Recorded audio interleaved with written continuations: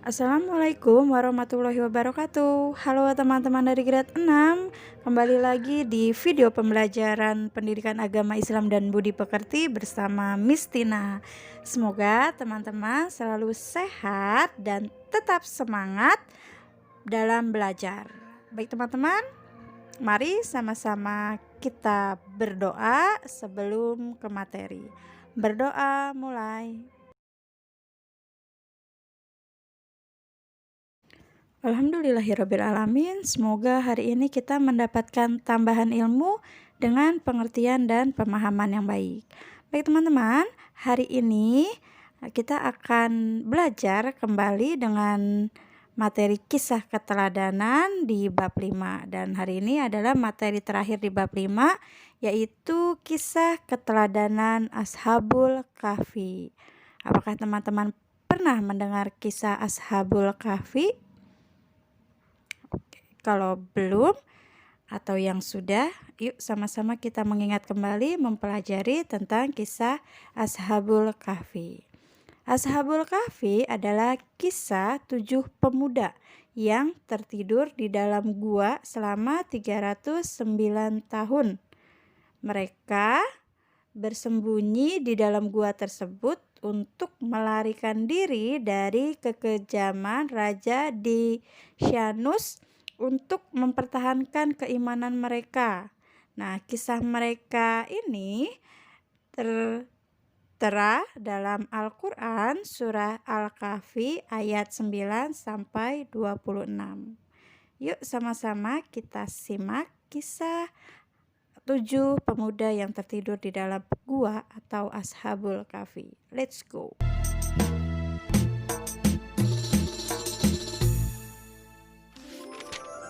Kisah Ashabul Kahfi, pemuda saleh penghuni gua. Kisah ini disebutkan dalam Al-Quran, surat Al-Kahfi ayat 9 hingga ayat 26. Dalam kisah ini terdapat ujian keimanan dan pembuktian hari kiamat, bahwa sesuatu yang sudah mati akan dihidupkan kembali oleh Allah pada waktu yang ditentukan. Pada zaman dahulu, di suatu negeri hiduplah seorang pemimpin yang zalim bernama Raja Dicyanus. Selain zalim, raja ini juga kejam. Sang raja memerintahkan rakyatnya untuk menyembah berhala. Apabila ada yang menolak, mereka akan dibunuh. Di tengah-tengah masyarakat, ada sekelompok orang yang tidak suka dengan kepemimpinan Raja Dicyanus. Mereka adalah 7 orang pemuda yang saleh. Para pemuda itu hanya beriman kepada Tuhan yang Maha Esa, Allah Subhanahu wa Ta'ala. Aku sudah tidak tahan tinggal di negeri ini. Apalagi kita dipaksa untuk menyembah patung-patung mereka. Benda mati itu aku tidak suka. Aku juga. Apalagi raja tidak segar untuk membunuh orang yang tidak mau melaksanakan perintahnya. Bagaimana jika kita mencari tempat lain untuk beribadah? Maksudmu kita pergi dari sini? Sepertinya itu ide yang bagus. Kami setuju dengan usulmu itu. Bagaimana dengan yang lain? Kami juga setuju. Baiklah kalau begitu, sebaiknya kita pergi besok pagi-pagi, agar tidak ada orang yang melihat. Siap. Keesokan harinya, 7 orang pemuda saleh meninggalkan negeri mereka dengan bersemangat. Para pemuda ini yakin bahwa keputusan meninggalkan adalah petunjuk dari Allah agar selamat dari kezaliman raja. Bersama mereka ada seekor anjing yang mengikuti selama perjalanan. Setelah berjalan jauh, sampailah di depan sebuah gua. Gua yang cukup besar dengan dinding yang tampak tua. Sebaiknya kita beristirahat sebentar di gua ini. Kau yakin? Apakah aman di dalam sana? Aku akan masuk ke dalam untuk memeriksanya. Salah satu pemuda itu masuk ke dalam gua. Tak lama kemudian ia keluar dari pintu gua dengan tersenyum. Kalian semua masuklah ke dalam gua. Satu persatu pemuda masuk ke dalam gua. Ketujuh pemuda itu berdoa agar mendapat perlindungan dari Allah, sebagaimana yang disebutkan dalam ayat ke-10 surat Al-Kahfi. Ya Tuhan, berikanlah rahmat kepada kami dari sisi-Mu, dan sempurnakanlah petunjuk yang lurus bagi kami dalam urusan kami. Ketika para pemuda itu beristirahat, Allah menunjukkan kuasa-Nya dengan membuat mereka tertidur selama 309 tahun. Seperti yang disebutkan dalam surat Al-Kahfi ayat ke-25. Dan mereka tinggal dalam gua selama 300 tahun dan ditambah 9 tahun. pintu gua menghadap ke sebelah utara, sehingga sinar matahari tidak bisa menembus ke dalamnya. Dengan begitu, orang dari luar mengira bahwa gua ini tidak berpenghuni, sedangkan anjing yang mengikuti mereka membentangkan kedua lengannya di depan pintu gua. Tak terasa 309 tahun telah berlalu. Allah membangunkan ketujuh pemuda soleh ini dengan tubuh utuh seperti sebelum mereka tertidur. Wahai saudaraku, sudah berapa lama kita tertidur? Aku kira sehari atau setengah hari. Aku tidak yakin. Terdengar bunyi perut keroncongan. Tiba-tiba aku merasa lapar. Tidak adakah makanan yang bisa kita makan? Sabarlah sebentar saudaraku. Aku akan pergi ke pasar membeli beberapa makanan untuk kita semua. Aku akan ikut denganmu. Ketika sampai di daerah permukiman penduduk, mereka mulai merasakan hal yang aneh. Bangunan, pakaian yang dikenakan orang-orang tampak asing, seperti baru pertama kali mereka lihat. Akhirnya, sampailah di sebuah pasar. Wahai anak muda, apa yang kalian butuhkan? Kami ingin membeli roti gandum dan buah anggur. Ini pesanan kalian. Penjual itu menyerahkan pesanan kedua pemuda di dalam wadah gerabah yang besar. Pemuda ke-1 mengeluarkan uang perak dari saku bajunya. Penjual gandum terheran-heran melihat uang dari pembelinya. Uang apa ini? Uang perak ini sudah lama sekali. Dari mana kalian dapatkan uang ini? Maksudku, dari mana asal kalian sebenarnya? Aku baru pertama kali melihat anak muda seperti kalian berbelanja di pasar ini. Kedua pemuda itu pertama bingung mendengar perkataan si penjual. Memangnya sekarang tahun berapa? Itu sepertinya uang zaman dahulu. Jadi apa kita sudah tertidur selama bertahun-tahun lamanya? Penjual gandum makin bingung mendengar percakapan pembelinya.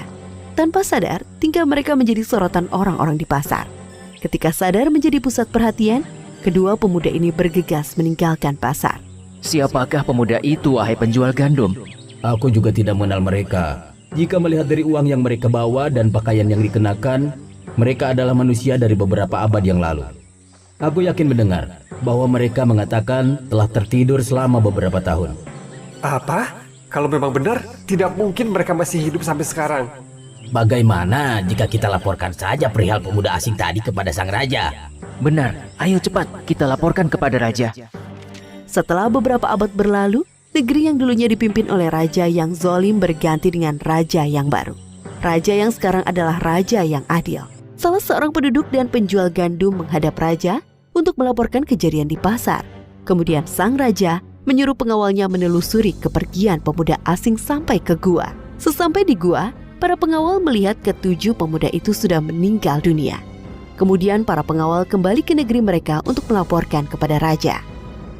Wahai Baginda, jumlah pemuda semuanya ada 7 orang.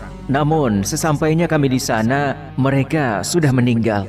Jadi, cerita tentang ketujuh pemuda saleh yang hilang pada masa pemerintahan Raja Dikianus itu sungguhan ada.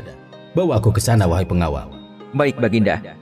Sesampai di depan gua, tampak seekor anjing besar mati di depan pintu gua. Raja beserta pengawal masuk dan melihat ketujuh pemuda itu sudah tertidur untuk selama-lamanya. Wajah mereka tersenyum. Subhanallah, Maha Kuasa Allah atas segala sesuatu yang mematikan dan menghidupkan makhluknya. Ini adalah bukti bahwa hari kiamat sungguh nyata. Maafkan kami ya Allah yang sempat tidak mempercayai adanya hari kiamat. Sesungguhnya kami termasuk golongan orang-orang yang zalim. Astagfirullahalazim. Seperti firman Allah Subhanahu wa taala dalam surat Al-Kahfi ayat 21. Dan demikian pula kami perlihatkan manusia dengan mereka agar mereka tahu bahwa janji Allah benar dan bahwa kedatangan hari kiamat tidak ada keraguan padanya. Demikian akhir dari kisah ini. Ashabul Kahfi adalah julukan bagi para pemuda saleh, penghuni gua yang tertidur selama 309 tahun. Dari kisah ini Allah Subhanahu wa taala memberikan beberapa pelajaran di antaranya. Pertama, kita harus berani mempertahankan keimanan walaupun nyawa menjadi taruhannya. Kedua, Allah akan menyelamatkan orang yang memperjuangkan keimanannya. Ketiga, hendaknya kita tidak mengingkari adanya hari kiamat. Semoga kisah ini mempertebal keimanan kita kepada Allah Subhanahu wa taala. Wallahu a'lam.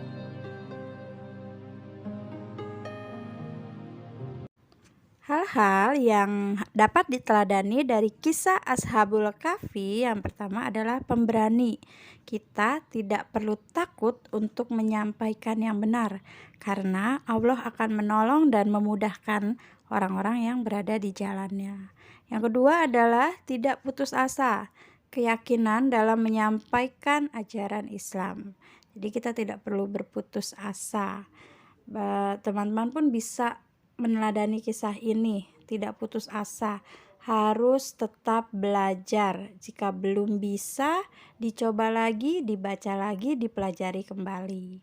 Dan yang ketiga, yaitu taat kepada Allah Subhanahu wa Ta'ala. Ketika mendapatkan kesulitan, janganlah kita goyah, kita harus terus berdoa dan berusaha. Semoga kita semua dapat meneladani kisah-kisah keteladanan baik dari Nabi maupun kisah Ashabul Kahfi.